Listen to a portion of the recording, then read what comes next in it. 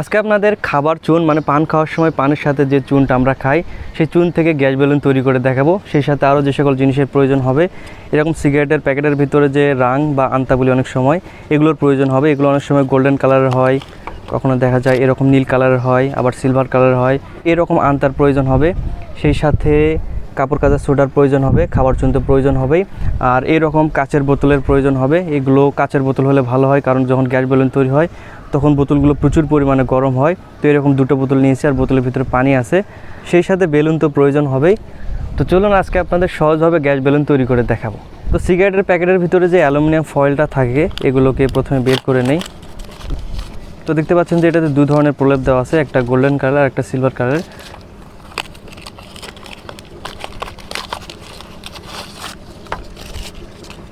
হচ্ছে শেষ। ওকে, তো এখন আমাদের গ্যাস বেলুন তৈরি করার জন্য যে অ্যালুমিনিয়াম ফয়েলের প্রয়োজন ছিল, এগুলো আমরা বের করে নিয়েছি।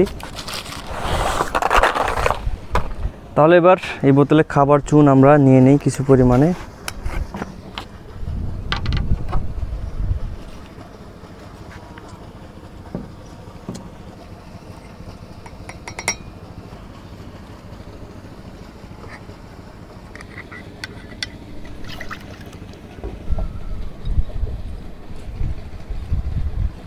পরিমাণ মতো দুটো বোতলেই খাবার চুন নিয়ে নিয়েছি। এবার এই দুটো বোতলেই কাপড় কাচার সোডা মিক্সড করব।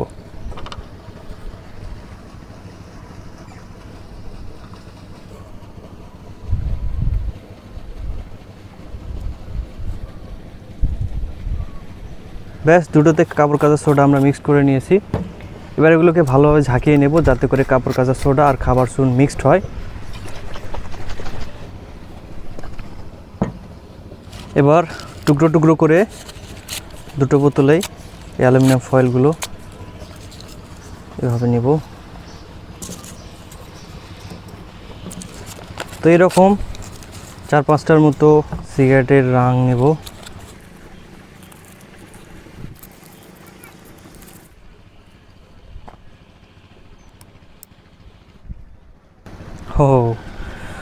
তো সেই সাথে এই বোতলেও আমরা অ্যালুমিনিয়াম ফয়েল নেই।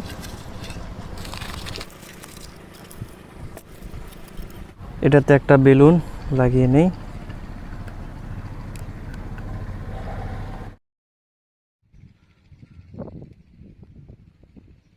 এই দুটো বোতলের দিকে যদি খেয়াল করেন তাহলে দেখতে পাচ্ছেন যে এই বোতলে অনেক দ্রুত বেলুনটা ফুলে উঠেছে।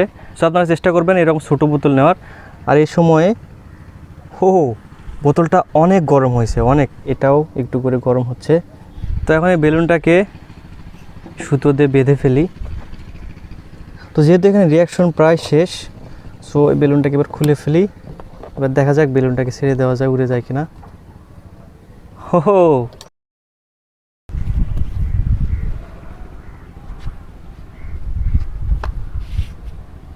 তো এবার আমরা এটা টেস্ট করে দেখব এই বেলুনের ভিতরে কোন গ্যাসটা তৈরি হয়েছে। যদি হাইড্রোজেন গ্যাস তৈরি হয় তাহলে এতে আগুন দেওয়ার পর, এরকম করে আগুন দেওয়ার পর দপ করে শব্দ হবে।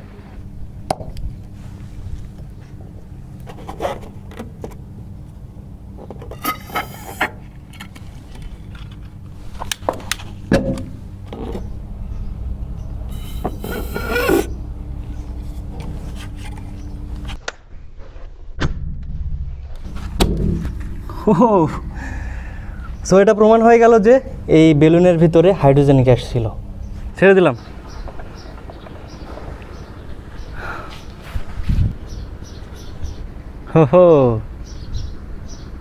হালকা একটু জুম করো। তো আপনাদের মাথায় যদি এরকম আরও কোনো আইডিয়া এসে থাকে সেটা আমাকে কমেন্ট করে জানাতে পারেন। ভিডিওটি এ পর্যন্তই, ভালো থাকবেন।